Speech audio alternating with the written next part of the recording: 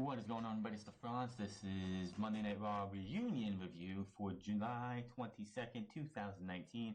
No camera this week, and it's not working for me, so I'm not going to fight with it. But I want to get this review out for you guys. Anyway, this show was an absolute failure. This show was a typical Monday Night Raw with legends added in. That's about it. I mean, yes, the ending was all nice and sentimental, and it felt like it was a good thing for the legends to be able to come out there and have a beer with Stone Cold Steve Austin. But this show, overall, was trash. You had Kelly, Michelle McCool, and Alundra Blaze all win the 24/7 championship, along with Pat Patterson and Two Stooges won the 24/7 championship. Ted DiBiase bought the championship. Drake Maverick won it twice, and R-Truth ended up winning it and finishing off the night. So basically back to square one. All a bunch of garbage. You had the club with a new name and logo and everything, as they are now the OC. The OC. The original, as they call it, the only club that matters. So that was the club. Is now the OC. They have a nice new logo. They have the shirts. Unlike last time in 2016 where they were just known as the club, they had a logo, but they went out to, it just felt different. This feels like it's going to be different. Of course, Anderson and Gallows signed new 5-year deals with a lot of money, probably $750,000. Could be wrong on that, but I'm thinking that's where we're at. AJ, of course, said he signed last year. Said he signed his last active contract, so when his contract comes up, he is going to be retiring from the ring. Anyway, you had them go out there, AJ Styles face Seth Rollins tonight, and DX comes out. Not the full DX, just Shawn Michaels and Triple H. So you have the club on one side, the OC's on one side, and Seth Rollins and Triple H and Shawn Michaels on the other. Of course, this was an excuse to stop the match so we could go to commercial, even though for the first time since they did this etiquette or this directive of no wrestling during matches, we got a match tonight that had picture-in-picture because they had a Burger King commercial that had Ron Simmons in a minor role and, of course, Alexa Bliss in the major role for it during like one of the first matches of the night, which I believe was the first match of the night. We got a picture-in-picture during that match, so they didn't have to break it up. And the show at that time flowed a little bit better because we weren't getting silly, stupid-ass reasons for a match to stop. So that was that. I hate these type of shows because you're advertising all these legends, all these people to come back, and what do they usually do with those legends and those people coming back? They stick them in backstage segments to pretty much do nothing but get paid to show up, be seen on camera, and that is that. And also another thing, Impact Wrestling signed RVD to a 2-year contract, I believe, back in April. Rob Van Dam makes his Monday Night Raw return tonight for this entire Raw reunion. So now everything makes sense. Rhino in a mask came up Slammiversary and gored Michael Elgin after he lost to Brian Cage and was about ready to destroy Don Callis. Rhino came in and gored him, and that was that. That was on the first Sunday of this month. Rhino's contract did not come up till 5 days ago. So now it makes sense why WWE will not be taking any actions against Impact Wrestling and Rhino, is that they got the services of RVD for this night. That is the only reason that makes sense. And then Impact Wrestling on Twitter puts out a tweet saying RVD amazes people on Friday nights. Like not too long after he showed up on TV tonight. So it's like, yeah, let's just pretend he didn't show up on Monday Night Raw during Raw reunion. So they show off with the man still, even though WWE wants Roman Reigns to be the man, with John Cena. And chant Cena's name, he takes the mic, he talks about how exciting he is to be here and how it gets it is to get a different kind of reaction. He plugs WWE Hall of Famer Shawn Michaels, DX, Ric Flair, Hulk Hogan, and Stone Cold Steve Austin. Cena says he couldn't miss this like the fans, and this is his home. Says it always has been, always will be. Next year launch, Cena says he knows he hasn't been around as much as he used to be, but promises these people are in his heart and his family. He goes on and says, let's get some energy in the building, let's get the show going. And out come the Usos. The Usos hit the ring and hype up Cena. They say Cena and the Usos dropping some rhymes would make the rival union even more lit.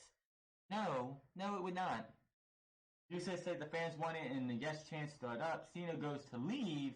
Fans are booing because they want to see it, I guess. The Usos say fans came to see the Doctor, presumably the Doctor of Thugonomics, of course. The Usos say this is Cena the cat who left WWE for the movie business. Cena just starts stroking his chin and pondering, maybe I do bring back the Doctor for a second. Comes back in and raps and mentions about how they both look like the mugshots. And just the look on Jimmy and Jay's face was priceless. Like, damn, don't go there. Just don't go there. Cena says this was fun and he's got to bounce and they know they can see him. They can't see him. They stop him and out comes Rikishi. Of course, because he is the father of the Usos and we got to have him for our reunion. Fans chant for Rikishi as he enters the ring. Rikishi tells Cena to back that ass up because, again, Cena tries to leave and he's actually out on the outside. And Rikishi knows Cena is the man, but he can't let Cena leave Fast and Furious, because Cena's going to be in Fast and Furious 9, so got to plug that. Without busting a move, ask the crowd if they're ready as Cena stands with them. Cena, Rikishi, and the Usos get ready to start dancing together, but out come the Revival. They come out, and for whatever reason, they have Devon Dudley with them. Devon Dudley with the Revival. Is this just how these things go when you have Bubba come back, and Devon's not around, you have to have a black guy with Bubba, and when Devon's around but Bubba's not there, you gotta have a white guy or two with Devon. It's kind of dumb that they do that. Which just makes no sense that Devon would be friendly with the Revival. It just doesn't make sense to me. Let's see here. We cut backstage to Hall of Famer Hulk Hogan and Jimmy Hart. Hogan is pumped about getting into the action tonight in his hometown, and we go to commercial break because everyone wants to see Hulk Hogan, said no one ever. Back from break, we have the Usos versus the Revival. This one was a pretty good match here. The show on its own sucked. I mean, this was probably the best match of the night, the only match that really felt great. But other than this, the show was just terrible. There was actually picture-in-picture in this, which I thought was kind of interesting, which I wish they would do more often. The big thing that happened is Rikishi and Devon come face-to-face to each other. They're arguing with each other. I don't know what the hell they're saying. Scott Dawson, who is the legal Revival member, just is standing in the ring, looking out from in between the middle and top rope, and starts yelling at Rikishi something about Devon. Meanwhile, Jimmy is in the ring, waiting for him, hits him with a super kick, so Scott Dawson looks like a fucking idiot. Flash by Jay, 1, 2, 3, and the Revival are made to look like fools again. And that was that. So this is how you're going to set up the Usos and the Revival for SummerSlam. Again, the Revival beat the Usos. This just shows how weak the tag team division is on Monday Night Raw, which we know that. The only legitimate teams you have since AOP went to SmackDown are the Viking Raiders, the Usos, and the Revival. They have no one else for Monday Night Raw. This is what you had to start off the show. A boring rap segment with the Usos and John Cena. Then, of course, you had Rikishi come out for no reason other than trying to start dancing. Then it comes the Revival. They have a pretty decent match with the Usos. Devon's out there for whatever reason. Scott Dawson looks like an idiot. And then the Usos end up winning. Now, Alicia Fox, who is being billed as a legend, so does she even work for WWE still? Because she was on the stage at the end of the night when they brought all the legends out. So I don't know what's going on with Alicia Fox. Is she still there? Is she just a legend? What the hell is going on? But she is backstage with Caitlyn and Dana Brooke. Hall of Famer Tori Wilson walks up and joins the discussion. Santino Marella also appears. Dana and Caitlyn have apparently left the shot. Santino brings out the Cobra, and Drew McIntyre appears, and he's not amused. Santino attempts to comedy with the female superstars. Drew can't just, like, legends. Ugh. Shakes his head and walks off. Yeah, I would have had that same exact thing. You have Santino Marella, Caitlyn, and Tori Wilson. Legends? Please. Just walks away. Now, they mentioned how this was going to be, he wants to get retribution for getting beat by Cedric Alexander the week before. So I'm thinking, oh, great. We're going to be going into this, and we're going to 50-50 book Drew McIntyre and Cedric Alexander. More on that later. We have more with the 24/7 joke, and of course it looks like, I don't know if she is, but it looks like Drake Maverick's wife is now under a WWE contract because she has been seen multiple times since their wedding. Of course, she helped distract R-Truth and Carmella as Drake Maverick won the championship. Moving on from there.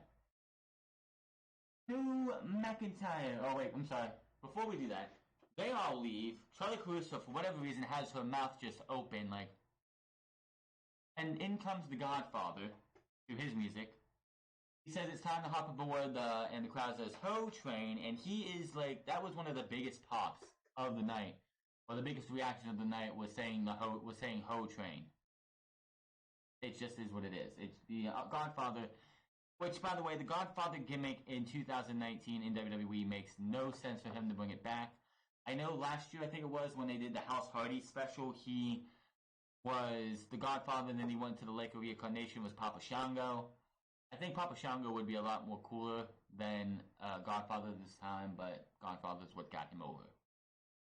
We go to have a match with Drew McIntyre and Cedric Alexander. Out came Drew McIntyre first, then out came Cedric, and Drew McIntyre attacks at rings and goes to ringside and beats down Cedric. They brawl for a bit, and then it just leads to a reverse Alabama slam by Drew McIntyre to Cedric Alexander onto the corner of the ring apron. And that, ladies and gentlemen, was all of that. It looks like they may be setting up for something at SummerSlam for Cedric Alexander and Drew McIntyre. Only time will tell, but that was, I guess, better than having Drew McIntyre beat Cedric, because that's something we see all the time, is that, hey, this person won this match. This person wants to fight them again to try and get their win back, and that person gets the win back. They didn't do that here. We'll be interested to see what we get, but that was that.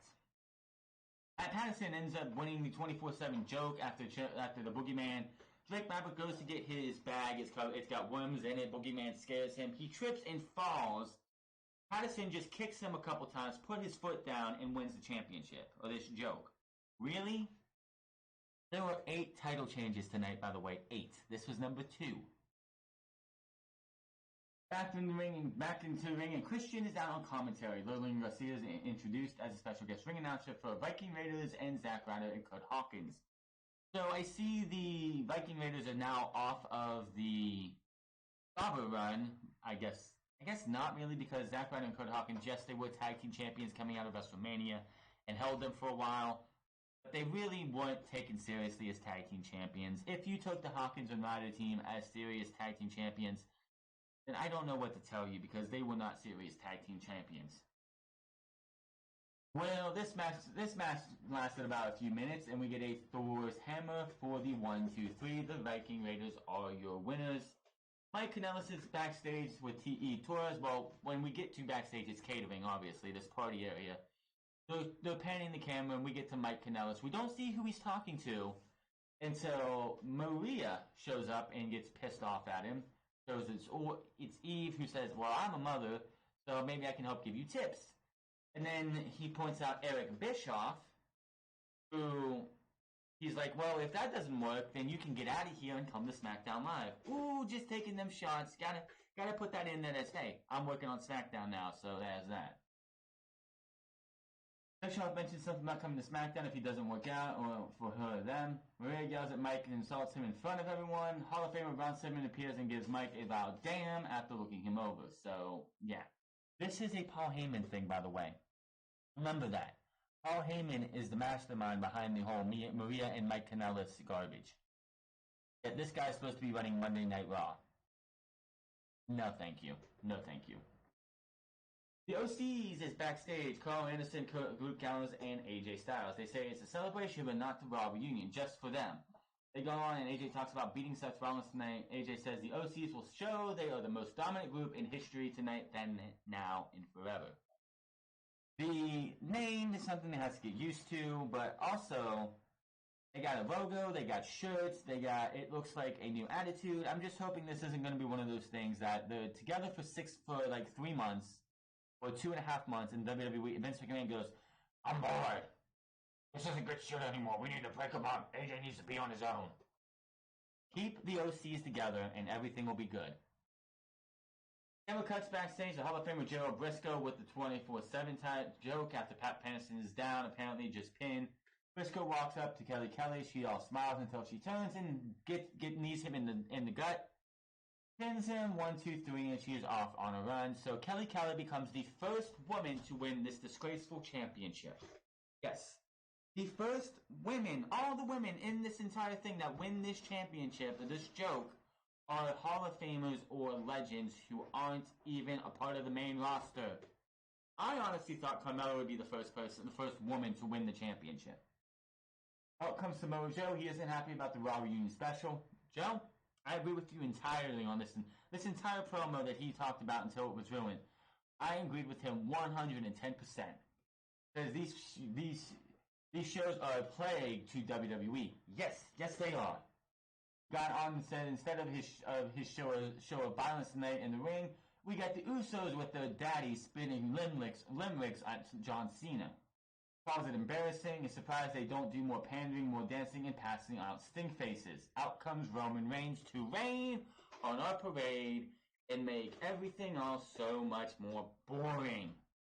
Reigns takes his time getting to the ring. They stare each other down, which, by the way, this section right here was Reigns just takes his sweet time to get here, and Mick Foley later. A lot of times in this show, it just felt like they were stretching things out, wasting time because they couldn't come up with things for this show. By the way, Sid Vicious was Psycho Sid was supposed to be on this show and he wasn't, so that was one that was like, really? Reigns says if Joe has something to say about his family, then say it. Joe says he's already said it. Reigns says Joe is from the same island, so he knows what happens next. Joe steps to him. Joe doesn't know. But before they get into this, Joe swings a cheap shot, but Reigns fights him off. Joe goes for the eyes and drives Reigns into the ring post, sending him out. Joe follows Reigns to the floor and launches him into the barrier. Joe's with some strikes and a headbutt as he continues to dominate Reigns.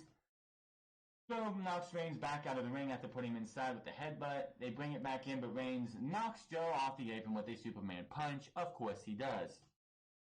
Reigns stands tall in the ring. Joe looks onto the floor. Joe acts like he's going to get back in, but he backs off. Fans chant for Reigns. Fans, just how fickle fans are. This is the same guy, and this is the same feud last year that was so goddamn awful at Backlash. That go back and watch that if you haven't messed with the crowd.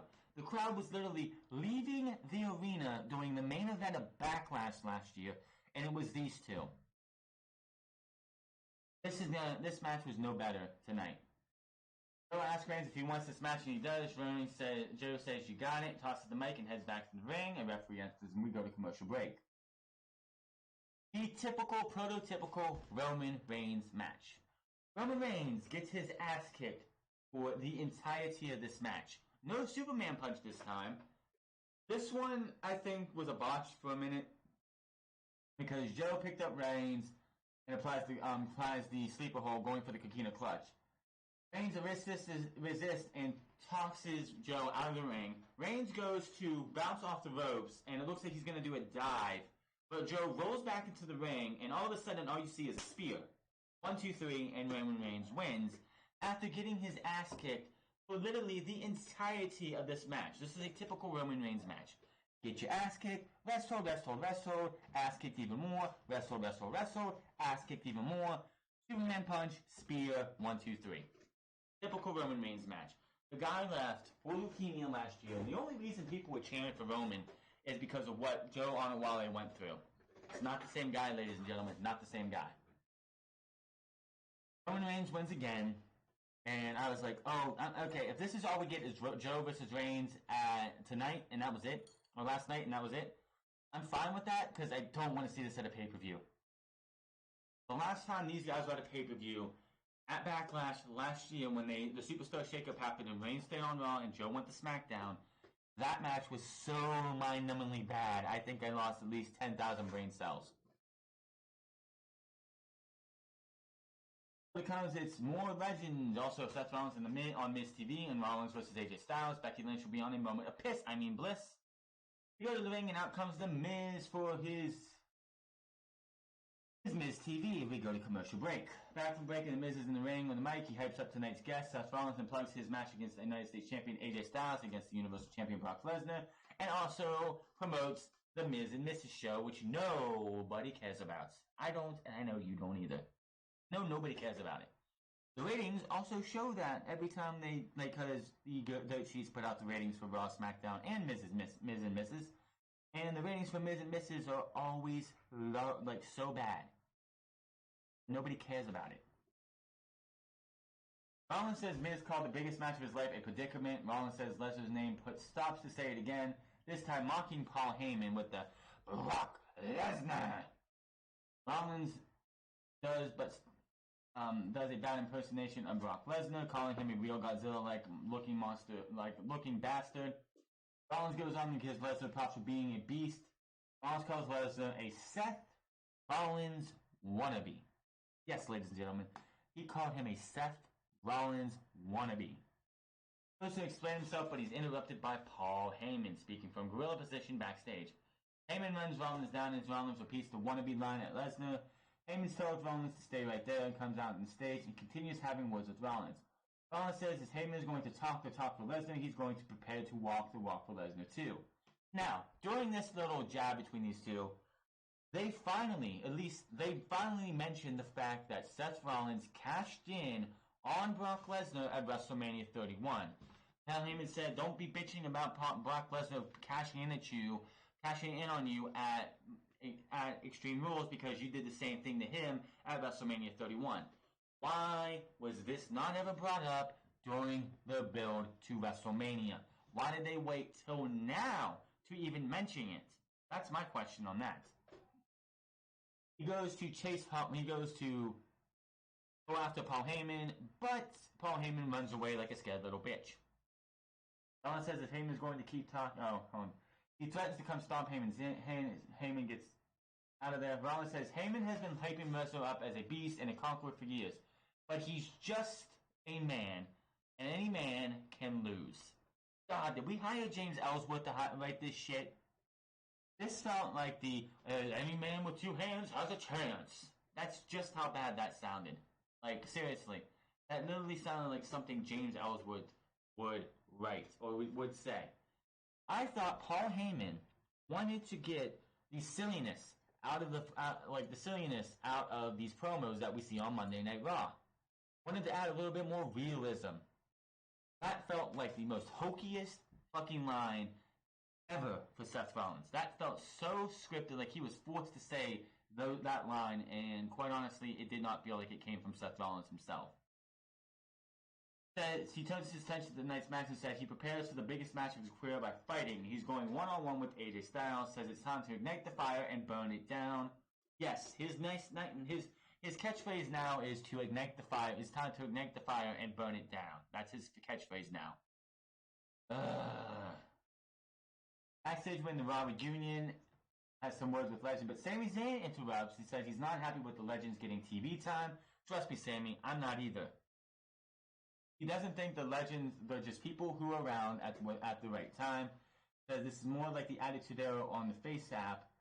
Sami wants these people to go home and stay home. Don't come back for WrestleMania, just stay gone. Mysterio appears and tells Sami to show some respect because these people paved the road. Sami says he doesn't respect any of them and he will pave a road right through Rey Mysterio, and Kurt Angle comes in and is like, hold on guys, when I was GM, when we had a problem, we settled it in the ring. Unless you're Sasha Banks or Bayley who had to go to counseling. Yes, Kurt, I fucking remember that garbage. Says he's down and walks off and we go to commercial break. Back from break, and we see Kelly greeting Candice Michelle, Naomi, and Melina.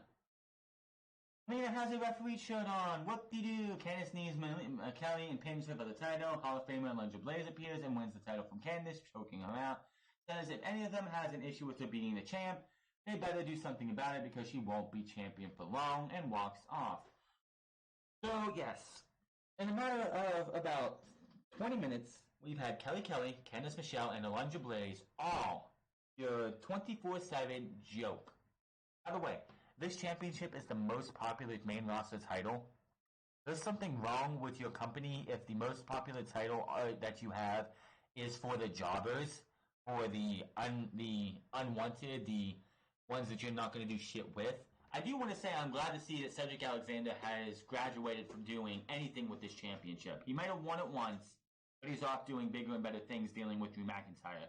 Hopefully this will lead to him at Clash of Champions, Hell in a Cell, or like TLC, or even Survivor Series, gunning for the U.S. Championship. I would absolutely love to see him be in the U.S. Championship hunt. Rey Mysterio versus Sami Zayn. The biggest thing talking about this is that we see these guys going for a while. Sami is in the 619 position. Rey goes for it, but Sami retreats to the floor. And he's looking to walk out, but out comes Mr. Impact Wrestling, Mr. Monday Night, Mr. Thursday Night, Mr. Pay-Per-View, Rob Van Dam, who, yes, is still under contract with Impact Wrestling. He is an Impact star, who I believe signed a 2-year contract with Impact Wrestling in April, right before WrestleMania week. So, see him, that was like the biggest shock of the night, is the fact that RVD, I know WrestleVotes put a tweet out earlier showing RVD foam fingers on being sold at the arena, so maybe I shouldn't have been surprised, but I was still surprised. Sergeant Slaughter, Hurricane Shane Helms, and Kurt Angle come out. They have a barricade for Sami Zayn. Sami Zayn gets hit with the 619, frog splash, 1, 2, 3. Sami Zayn has not won a match on his own. He has had one win this entire time he's been back, and that was at Stomping Grounds when they beat The New Day. That has been Sami Zayn's only definitive win on the main roster since he came back after WrestleMania. How sad is that? So to come Lynch on a moment of piss, and a limo arrives, and out comes Ric Flair. Tag Team Champions, the Street Profits are backstage. Apparently Angela Dawkins, who's putting eye drops in now, has been in the bathroom getting high and drinking champagne with Robin and Dan, Mark Henry, Ric Flair, and Kelly. They had to leave because of the boogeyman showed up. Montez Ford is amazed at Dawkins being cool with all these legends. Dawkins gets the call and has to take it. It's Hall of Famer, the Godfather, and Dawkins walks off to meet up with him while Montez Ford sits there shocked and like, oh shit, I wish I was that cool. These guys are being wasted. This is the 3rd week in a row they have been on Monday Night Raw. They are absolutely being wasted. They are the NXT Tag Team Champions. That is fine. Get them in the ring. There is no reason to keep these guys on Raw and just have them do shit like this if you're not going to use them. They should have been a surprise the night after SummerSlam. You're going to have them come up and just be fools and clowns and like jokesters. It's not cool. Not at all. Get these guys on in the ring, or keep them in NXT and get them off TV. I'm starting to not like the Street Profits on Monday Night Raw. And that's not good. These guys deserve better than this. I don't care if you want to look cool and everything for the youngsters. Get them in the ring. They deserve more than just being Monday Night Raw's clowns. Alundra Blaze comes out with this piece of trash. This piece of trash. He says she's told everyone she wasn't going to be champion for long, and here's why. She grabs the trash can. Looks like she's going to recreate the infamous WCW moment where she took the WWF Women's Championship and dropped it in a trash can. I was so hoping this was going to happen, because we could have taken it to a dumpster and just had the damn thing crushed. Then what happened? The $1 Million Man. The $1 Million Man comes out, offers her to buy the title because everyone has a price. He pulls out a bunch of money and trades with Alundra Blaze. She walks off with the money, and DiBiase laughs as he is a champion again. So the 24/7 joke is starting to go into the heavy metal weight championship from DDT Pro. We've had people win the match. Now we had somebody buy it. Now we just need somebody to win the championship in a dream and shit like that. We need to have a chair fall on top of it with a shirt on and be like 1, 2, 3, and the chair is a champion. This is a fucking joke. The only thing I would say DiBiase should have done was rip the gold off of that green thing, melt it down, and get yourself a nice new gold chain. Styles versus Seth Rollins. This one was going good. This was going good. Then all of a sudden, AJ knocks Rollins to the apron. The OC start stalking Rollins at the bottom of the ramp. Out comes Triple H and Shawn Michaels. They walk down the ramp to stand with Rollins. The sides face off at the bottom of the ramp for a pop from the crowd, and we go to commercial break. WWE is out of excuses to get to commercial break without wrestling. You did a picture in the first match of the night. Do it for this match. There was no reason to waste a DX coming out for this. Back from break, and these guys are brawling with each other again. Rollins and Anderson trip up Seth Rollins. They go to the attack in the ring, and that was that. Seth Rollins wins by DQ. These two were literally in a no-win situation. You could not have somebody in this match lose clean.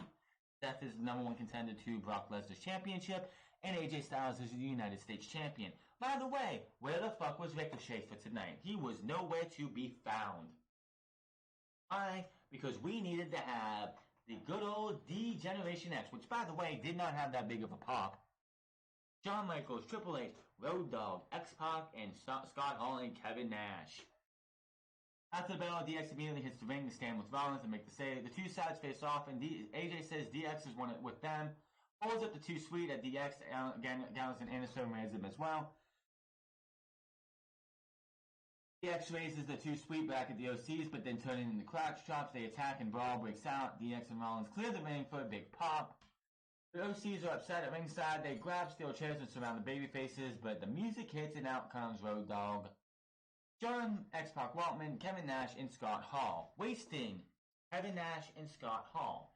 Instead of having a DX and then a NWO type thing, we had DX. This is a recreation of what we did for Raw 25, but there was no Billy Gunn.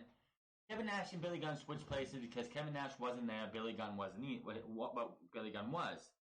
Now you have Kevin Nash here while Billy Gunn is over in All Elite Wrestling. The OCs are outnumbered,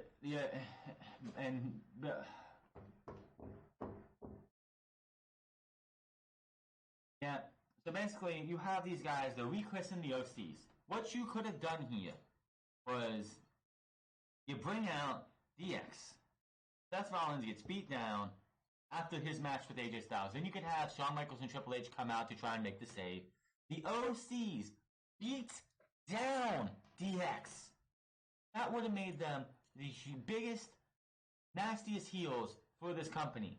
You beat them down. Then you have Shawn Waltman, Road Dogg, Kevin Nash, and Scott Hall come out, and you back the OCs off after that. You don't just have them grab chairs, bring these other four guys out, and then be like, oh, we're backing off, we're good, we're cool, we're not going to do anything. And then, of course, Seth Rollins got to do the suck it line, so there's that. I mean, he replaced Billy Gunn in that. But they could have did this so much better. The OCs could have been pushed to make them look like a legitimate threat. Just made them look like pussies. They were outnumbered. Really? Could have had Seth Rollins get beat down. DX comes out to try and make the save. They get beat down. And, you could have literally, if you wanted to, you could have had the OCs beat down Seth Rollins, then Shawn Michaels, then Triple H, have X-Pac and Road Dogg come out. They get beat down. Kevin Nash, Scott Hall both come out. They get beat down. And the OCs stand tall doing the two sweets while everyone else is laying down below them beaten down. It would have made the OCs look badass. This did not help them. This did nothing for nobody. This was a colossal Waste of fucking time. Back from break, and Ted DiBiase is backstage. He enters his limo, and we hear some commotion, and Drake Maverick comes out of the passenger side with the championship. It's now time to go consummate the marriage. A group of superstars chase Drake away as Mary Michelle encourages him to hurry and get back. If you mean to tell me that we still have to go with this consummate the marriage line thing for a good while, I'm sure Paul Heyman has something to do with this as well. And it's not funny. Mick Foley is in the ring and he plugs SummerSlam and mentions getting his hands on the 24/7 championship. Joe, as a group of superstars come running back to the ring, Foley thanks everyone for being part of this many Raw moments from over the years. He shows us his favorite Raw moment on the big screen, which was his title win from 1999, the night that WCW gave them the win. Screen goes out, the lights start flickering, the lights go down, and it becomes clear as Bray Wyatt shows up. The Fiend is there with the gloves on. He puts the gloves to his ears. The heel glove goes down. And then he turns his attention to Mick Foley, and he gets him in the mandible claw. The lights just start going down, flickering, making a shrieking noise. Wyatt takes Foley down and keeps him down. The lights go all out, and the music stops, and we hear Wyatt laughing until Raw goes to commercial. Fucking loved it. I said Sister Abigail needs to be retired. It does. Absolutely needs to be retired. That is the last remnants of the old Bray Wyatt. The mandible claw would be the perfect thing for this new Bray Wyatt. He could be wearing the hurt and the heel gloves as he wrestles. He puts the ears to his ears, and the heel falls down, and then he just claws them and brings them down and wins with the mandible claw. I think this would be fucking perfect for him. From the piss segment, this is our second talking segment of the night. Both segments were a colossal waste of time and did nothing for nobody. Becky is brought out, and immediately Natalya comes out. Bliss says hello and asks why she is here. Natalya says Becky can say it to her face if she has something to say. Bliss shows us what happened last week in the ring face-off between Lynch and Natalya. Bliss continues to stir the beef between Natalya and Lynch. Natalya mentions meeting Becky in Japan years ago, and now she doesn't respect her, which blows her mind. Becky accuses Natalya of trying to stab her in the back once she got to WWE. Lynch talks about Natalya's friendship with Ronda Rousey and says she will embarrass Natalya in her home country at SummerSlam. A brawl breaks out on the stage. Referee run out to break things up, and Alexa Bliss, again, just showing you how useless she actually is. She is very useless. She did nothing. She did nothing that Charlie Caruso could have done, or Kathy Kelly, or Sarah Shriver, or anybody else they have who do backstage interviews. This just showed that this entire segment just made Alexa Bliss look as more useless as ever. But Alexa Bliss is just god-awful garbage. She's not a good on the mic. She's not a good heel. Not a good babyface if they want to try and make her a babyface. She's not a good stirrer of the pot. She's not a good wrestler. She brings nothing to this product. Time to put her away forever.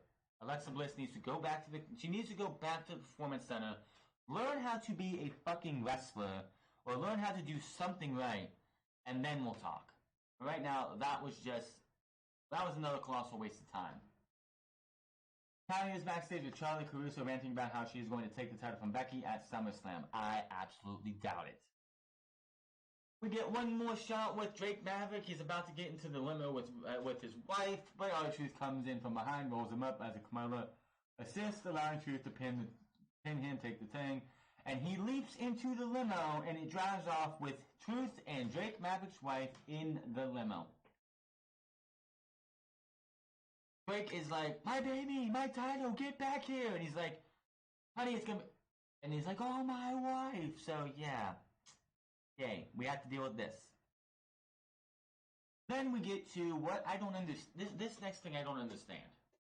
Braun Strowman, at Extreme Rules, went through a last man standing match with Bobby Lashley. The very next night, he was in an All-Star Battle Royal. Come to this week, and it's 2016 again because Braun Strowman's facing Randy Rowe, a jobber. Why is Braun Strowman facing jobbers? this like 3 years after he made his like break from the Wyatt family. Why is he facing jobbers? Takes him out, promises to be quick. He destroys this guy and wins 1, 2, 3. Santal and his arm raised as we go to replays, marches up the ramp, and what was the point? Another segment of this was a colossal waste of time. Why is Braun Strowman going against jobbers? Do they not have any plans for Braun Strowman? I think it's because they don't have any plans for Braun Strowman. This was just a waste of time. It's time for the Toast of Monday Night Raw. Out comes Ric Flair. Then a bunch of wrestlers come out, all the Hall of Famers and the legends and the quote-unquote legends that came into the show tonight. And out comes Hulk Hogan. Talks about it's great to be back in Raw in his hometown. Goes on and has just one question. What are you going to do when Raw reunion Hulkamania runs wild on you? Hogan's music starts up, and we just have all these legends standing there being all happy. Ric Flair looks like he just wants to get the fuck out of here.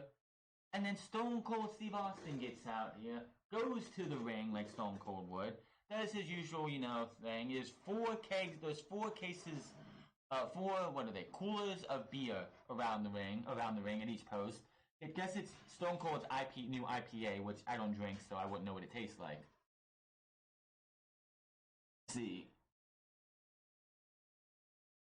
Austin does a signature beer chug in the crowd. Fans chant Austin's name as his music starts. He says, ask for hell yeah, and another one. Says it's good to be back in Tampa. He talks about wrestling in Tampa, paying dues, telling stories, and being on the road with his brothers and sisters. Austin goes on and gets the wet treatment, which is a plus for Austin like no one else.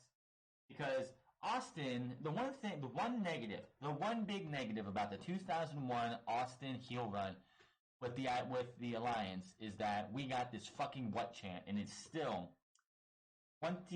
18 years later is still going today, and I just want to, every time the what chant is used, I just want to rip my fucking hair out. Which is, Austin tells the fans they are like family. The superstars are family. Austin looks at the camera and says, everyone watching the show around the damn world are family as well. It's more what treatment as he goes about spending the days with Hogan, recording a podcast, drinking beer, and eating sushi. He also spent the night at the bar with Ric Flair, drinking beer and listening to stories. Recalls having a damn moment with Ron Simmons at the hotel elevator and how happy they were to see each other. Austin goes on about being thankful for his family reunion.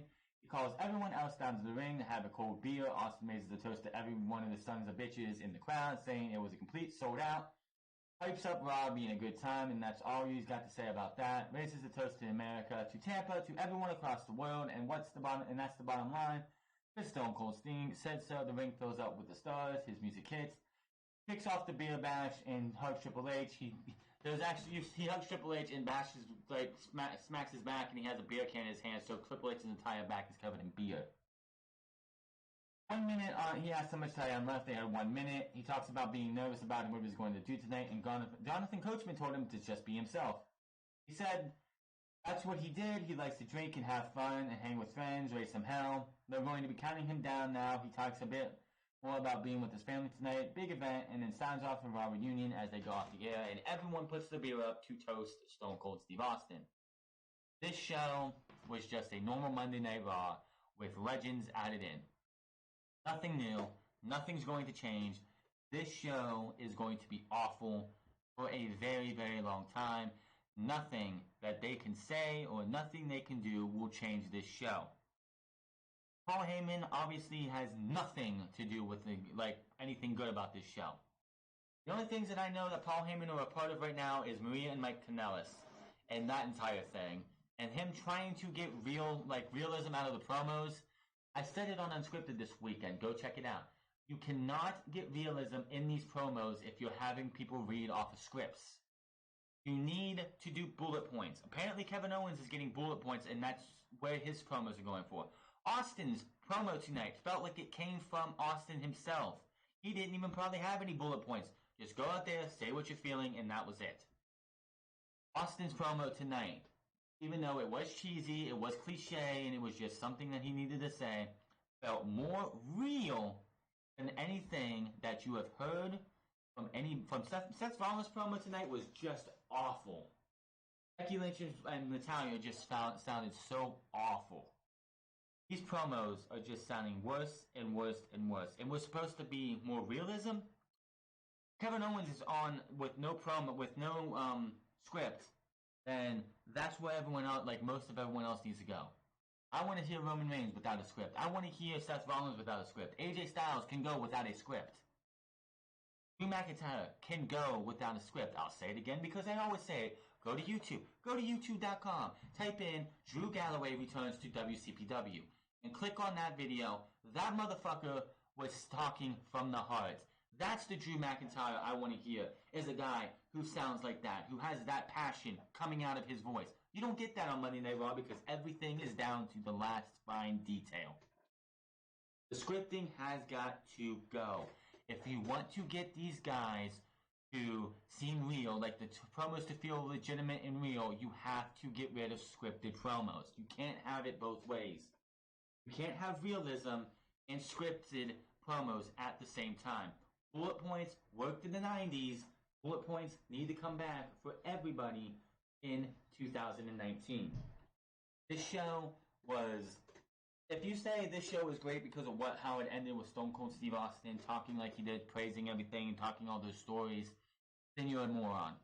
This show was terrible.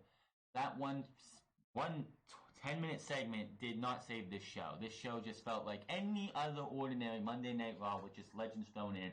And we're 3 weeks away from SummerSlam. This show just took 1 week of SummerSlam build and threw it out the window. I'm just hoping that the Joe versus Roman thing that we got tonight was a one night only. We're not going to get Joe versus Roman at SummerSlam, because if we get Joe versus Roman at SummerSlam, I'm going to tell you right now that's going to be one of the worst matches of the show. And I love Samoa Joe, but his matches with Roman Reigns have been god awful. Hit that subscribe button, comment down below, like or dislike this video, follow me on Twitter at The France Club, follow me on twitch.tv/The France Club, and I will see you guys tomorrow for SmackDown Live. Until then, my name is The France, and I'll see you guys later.